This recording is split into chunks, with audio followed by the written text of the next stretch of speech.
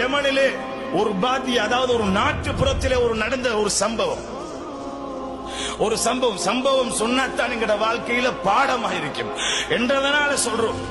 கண்ணியமான சகோதரர்களே, யமனுடைய ஒரு இமாம் இந்த சம்பவத்தை அறிவிக்கிறாங்க. ஒரு வாலிபன், அவன் உம்மா மட்டும் தான், வாப்பா மௌத்தி. உம்மா ஒரு பத்தினியான ஒரு பெண், இளம் வயதிலேயே வாப்பா மௌத்தி. அதுக்கு பின்னால உம்மா திருமணம் செய்யல. அந்த தாய் என்ன செய்யறாங்க, மகனை அன்பாக வளர்க்கிறான். எந்த அளவுக்கு சொன்னா இந்த பெண்ணோட பேசக்கூட விட மாட்டாங்க. ஏண்ட புள்ளட ஒத்துமொத்த அன்பும், ஏண்ட புள்ளட முழு அன்பும் எனக்கு மட்டும் கிடைக்கணும் என்று அந்த தாய் எதிர்பார்க்கிறாள். அதனாலதான் இன்னொரு கணவனை கூட தன் வாழ்க்கையில சேர்க்கல உம்மா. இப்ப அந்த மகன் பெரியாள் ஆகுறான். அண்டை வீட்டில இருந்தான் ஒரு மோசமானவன். அவளுக்கு ஒரு மகள் இருந்தாள். அவன் என்ன செய்தான், ஒரு நாள் இந்த பத்தினியான இந்த பெண்ணை, கணவன் இல்லாத பெண்ணை தப்பான ஒரு நடத்தைக்காக வேண்டி தடுமாறினான். அவள் அல்லாஹ்வை பயந்தவள், தன்னை பாதுகாத்துக் கொண்டாள். நீ இப்படி தவறாக நடந்தால் இந்த நாட்டுடைய அரசனிடத்திலே, இந்த நாட்டுடைய தலைவனிடத்திலே உன்னை பற்றி சொல்லி உனக்கு தண்டனை வாங்கி தருவேன் என்று பயம் காட்டினான் அந்த பத்தினி பெண். இந்த நேரத்தில் இவன் உடனே திரும்பி விட்டான்.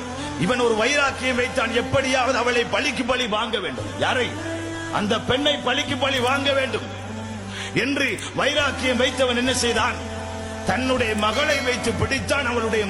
அவளுடைய அந்த தாயுடைய, அந்த பத்தினி பெண்ணுடைய மகனை பிடித்தான். இருவருக்கு மத்தியிலே அன்பை உண்டாக்கி சொன்னான், நீ என்னுடைய மகளை முடித்தால் உனக்கு இன்னென்ன சன்மானம் தருவேன். என்னுடைய மாளிகை உனக்கு, என்னிடத்தில் இருக்கும் அனைத்து தங்கங்களும் உனக்குத்தான், என்னுடைய சொத்து பூராக உனக்குத்தான். சந்தோஷம். அவ்வளோ ஒரு அழகான ஒரு பெண், இவனால் தாங்க முடியாத அன்பு கொண்டான். இப்ப யார மறந்தான்? உம்மாவை மறந்தான். உம்மாட அன்பு நிறைய வேண்டிய இடம் வேறொத்தர் அன்பு வந்திருக்கிறது, வேறொத்தர் அன்பு. கண்ணியமான சகோதரர்களே, தாய்மார்களே, இந்த நேரத்தில் அவன் சொன்னான் என்ன தெரியுமா, இந்த மோசமானவன், நீ என்னுடைய மகளை முடிப்பதாக இருந்தால் இவ்வளவு சொத்தையும் தருவேன், ஆனால் ஒரு நிபந்தனையோடு தான் தருவேன். என்ன நிபந்தனை தெரியுமா? உன்னுடைய உம்மாவை நீ கொல்ல வேண்டும். யார? தாயை. நவுது பில்லாஹி மின்ஹா. அல்லாஹ் எம் அனைவரையும் பாதுகாப்பானாக. கண்ணியமான சகோதரர்களே, சொன்ன வார்த்தை என்ன நிபந்தனை? உன்னுடைய தாயை நீ கொலை செய்து அவருடைய ஈரலை கொண்டு வர வேண்டும், ஹார்ட்டை கொண்டு வர வேண்டும் சொல்லுகிறான். இவன் போறான். இவனுக்கு தேவை சொத்து வேணும். அந்த பெண்ணை அடையணும். போறான். போயிட்டு பார்க்கிறான், எட்டி உம்மா தூங்குறாங்க. கத்தி எடுத்து ஒரு குத்தினான். தாய கொலை செஞ்சான். கிழிச்சா நெஞ்ச, ஹார்ட் எடுத்துட்டு ஓடி வார நேரம் எடர்பட்டி கீழே விடுகிறான். ஹார்ட் கையில இருக்குது. அந்த ஹார்ட் பேசுது, யா வலதில் ஹபீப், எனது அருமை அன்புக்குரிய மகனே, ஹல் அஸாபக சூ, உனக்கு ஏதாவது கெடுதி வந்துட்டா வாப்பா. தாயுடைய இதயமாக இருந்தாலும் மகனோடு பேசும். ஏன்? அந்த இதயம் பூராக இருப்பது மகனுடைய அன்பு, பிள்ளையினுடைய அன்பு. இத பிள்ளைகள் விளங்குது இல்ல. இன்றைக்கு நாங்க விளங்குறோம் இல்லை எங்கட உம்மாட அன்பு, இரக்கத்தை.